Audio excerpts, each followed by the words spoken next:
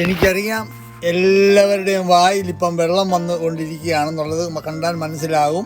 അപ്പോൾ ഈ അച്ചാർ എന്തുപയോഗിച്ചാണ് ഉണ്ടാക്കിയിരിക്കുന്നതെന്ന് നമുക്കൊന്ന് കാണാം. അതാണ് ഇന്നത്തെ വീഡിയോ. ഇതാണ് അപ്പോൾ നമ്മൾ പറഞ്ഞു വന്ന അച്ചാറിൻ്റെ താരം. ഒരു ചെറിയ ഒരു ചെടി, ഏതാണ്ട് മാക്സിമം ഒരു 5 അടി ഉയരത്തിൽ വളർന്നു വരുന്നതായ ഒരു കുറ്റിച്ചെടിയാണ്.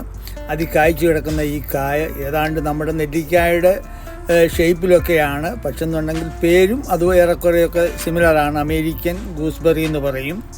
അപ്പോൾ ഈ സാധനം ഉപയോഗിച്ചാണ് ഇന്നത്തെ ഈ അച്ചാർ ഞാൻ തയ്യാറാക്കിയിരിക്കുന്നത്. അപ്പോൾ ഈ മെയിനായിട്ട് ഞാൻ പറയാൻ പോകുന്ന ഈ ചെടിയെക്കുറിച്ചാണ്. ഹായ് ഫ്രണ്ട്സ്, എല്ലാവർക്കും ഒരിക്കൽ കൂടി സ്വാഗതം. ഇന്നത്തെ എൻ്റെ കൃഷി വിശേഷത്തിൽ ഇന്ന് നിങ്ങളെ ഞാൻ പരിചയപ്പെടുത്തുന്ന ഒരു ചെറിയൊരു ചെടിയാണ്. ആ ചെടിയുടെ പേരാണ് ഗൂസ്ബെറി, അതായത് അമേരിക്കൻ ഗൂസ്ബെറി എന്ന് പറയും. നമ്മുടെ നെല്ലിക്കായ്ക്കും ഗൂസ്ബെറി എന്നാണ് പറയുന്നത്.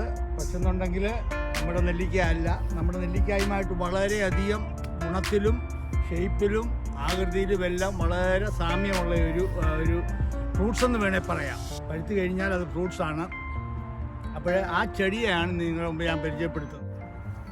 ഈ ചെടി വളർത്താനായിട്ട് വലിയ ബുദ്ധിമുട്ടൊന്നുമില്ല. ഇത് ഒരു മൂട് നമ്മൾ പിടിപ്പിച്ച് കഴിഞ്ഞാൽ അത് എനിക്ക് തോന്നുന്നത് ആയുഷ്കാലം എന്ന് വേണേൽ പറയാം. അത് ആയുഷ്കാലം മുഴുവനും അത് നിലനിൽക്കും. വിൻ്ററും അതിജീവിക്കുന്ന ഒരു ചെടിയാണ്. ഇതാണ് ചെടി. ഇത് ലേറ്റ് സ്പ്രിങ്ങോട് കൂടി പൂ വരാനായിട്ട് തുടങ്ങും. പൂ വന്ന് കായ് ഇതുപോലെ തണ്ടിനടിയിലായിട്ട്, അതായത് നമ്മുടെ ഈ കമ്പിൻ്റെ അടിയിലായിട്ടാണ് ഇങ്ങനെ കൊലയായിട്ട് ഇങ്ങനെ തൂങ്ങിക്കിടക്കുന്നത്. അത് ധാരാളം കായകൾ കായ്ക്കും. പിന്നെ ഇതിൻ്റെ ഗുണങ്ങളെക്കുറിച്ച് പറയുകയാണെന്നുണ്ടെങ്കിൽ ധാരാളം ഹെൽത്തി ബെനിഫിറ്റുള്ള ഒരു ബെറിയാണ്. അതായത് ഗുണത്തെക്കുറിച്ച് പറയുകയാണെന്നുണ്ടെങ്കിൽ ഇതിൻ്റെ കാലറീസ് ലോ ഇൻ കാലറീസും അതുപോലെ തന്നെ ഫാറ്റും വളരെ ലോ ആണ്. അതുപോലെ തന്നെ ധാരാളം ഡയറ്ററി ഫൈബർ ഇതിൻ്റെ അകത്ത് അടങ്ങിയിട്ടുണ്ട്. അതുപോലെ തന്നെ മെയിനായിട്ടുള്ള ഒരു ഐറ്റമാണ് വൈറ്റമിൻ സിയും അതുപോലെ തന്നെ വൈറ്റമിൻ എയും ഉണ്ട്. അതുപോലെ തന്നെ പൊട്ടാസ്യവും ധാരാളമുള്ളതായിട്ടാണ് പറയുന്നത്. അത് നമ്മുടെ ശരീരത്തിൻ്റെ ഹെൽത്തി ബ്ലഡ് പ്രഷറിന് ഉപയോഗിക്കത്തക്ക രീതിയിലുള്ള പൊട്ടാസ്യം ഇതിനകത്ത് ഉണ്ടെന്നുള്ളതാണ്. അതുപോലെ തന്നെ ഇത് നമ്മുടെ ഹൈ ഗ്ലൂക്കോസ് കൺട്രോൾ, അതായത് ബ്ലഡ് ഷുഗറിനെ കൺട്രോൾ ചെയ്യുന്നു. പിന്നെ ഇത് പഴുത്ത് കഴിഞ്ഞാൽ നമുക്ക് ഫ്രൂട്ട്സായിട്ട് യൂസ് ചെയ്യാം. അതായത് നമുക്ക് പഴമായിട്ട് നമുക്ക് കഴിക്കാം. അതുപോലെ തന്നെ ജെല്ലി, അതുപോലെ തന്നെ ജാം ഇതൊക്കെ ഉണ്ടാക്കാം. ഇതൊക്കെയാണ് ഇതിൻ്റെ ഉപയോഗങ്ങൾ. പിന്നെ ഇത് നടുന്നെന്നുണ്ടെങ്കിൽ ഇതിൻ്റെ കമ്പ്, നമ്മൾ മൂത്ത കമ്പ് നോക്കി മുറിച്ച് നട്ട് കഴിഞ്ഞാൽ നമുക്ക് ട്രാൻസ്പ്ലാന്റ് ചെയ്യാനായിട്ട് പറ്റും. അത് പിന്നെ പൊതുവായിട്ട് ഇതിനെക്കുറിച്ച് പറയുകയാണെന്നുണ്ടെങ്കിൽ അസുഖങ്ങളോ അങ്ങനെയുള്ള ഡിസീസുകളൊന്നും വരുന്ന ഒരു ഫ്രൂട്ട്സ് ഐറ്റം അല്ല. വളരെ യാതൊരു വിധത്തിലുള്ള അസുഖങ്ങളോ ഒന്നും ഇതിന് വരുന്നതായിട്ട് കണ്ടിട്ടില്ല.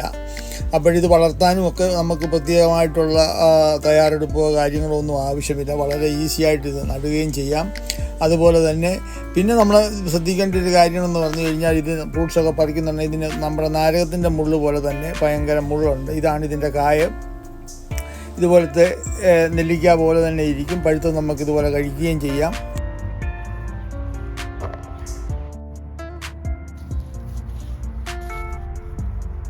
പിന്നെ പറിക്കാനായിട്ട് വേറൊരു ടെക്നിക്കുണ്ട്. നമ്മൾ കാപ്പിക്കുരു പറിച്ചിട്ടുള്ളവർക്കറിയാം. ഇങ്ങനെ 2 കൈ ഇങ്ങനെ അങ്ങോട്ട് പിടിക്കുക, ഇങ്ങനെ ഊരി പെയ്യെ ഇങ്ങനെ എടുക്കാം. എന്നിട്ട് കണ്ടോ, നമ്മൾ കാപ്പിക്കുരു പറിക്കുന്ന അതേ മോഡലിൽ നമുക്ക് മുഴുവനും പറിച്ചെടുക്കാം.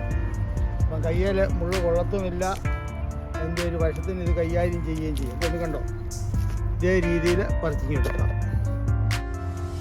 അപ്പം ഇന്നത്തെ പറിക്ക ഇവിടെ നിർത്തി. ഇനിയും നിപ്പുണ്ട്, വലിയ ആവശ്യമില്ല. പിന്നെ പറിച്ചപ്പോൾ മെനക്കെട്ടപ്പോൾ ഒന്നിച്ചങ്ങ് പറിച്ചെന്നുള്ളതേ ഉള്ളൂ. ഇനിയും കുറച്ച് അച്ചാറിടണം. കുറച്ച് നമുക്ക് പല പല ആക്ടിവിറ്റീസ് ചെയ്ത് നോക്കണം. സ്മൂത്തി, ജ്യൂസ്, അതുപോലെ തന്നെ അച്ചാർ പല വിധത്തിൽ. പിന്നെ ആർക്കെങ്കിലും വേണ്ടിയവർ ഉണ്ടെന്നുണ്ടെങ്കിൽ അവർക്ക് അങ്ങനെ പല പ്ലാനുകളാണ്.